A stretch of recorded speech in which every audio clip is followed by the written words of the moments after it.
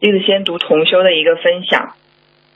7遍大悲咒，孩子严重的咳嗽感冒好了，感恩佛法。前天晚上大约10点钟，同修小孩突然一直打喷嚏、流鼻涕、咳嗽，上半夜也一直咳嗽，没能入睡。当时就想，小孩严重感冒咳嗽，夜里也没能睡好，明早打个电话给幼儿园请假吧，让小孩在家休息。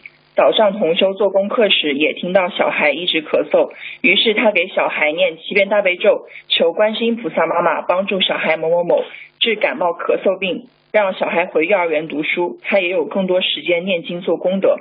念完不久，小孩醒了，也没打喷嚏，也不那么咳嗽了，整个人非常精神。他问小孩去读书还是在家休息，小孩说菩萨帮我把病治好了，我要去读书呢。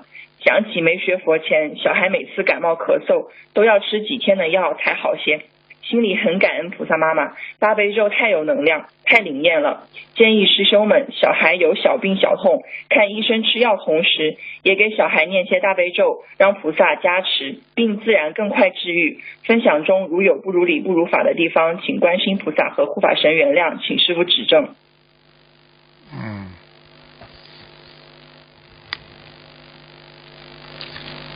喂，师父。我在看，像这样是这样的，明白了吗？像一般的情况是这样啊，不管发生了什么事情，实际上只要好好的求菩萨保佑，菩萨一定会加持你的。明白了吗？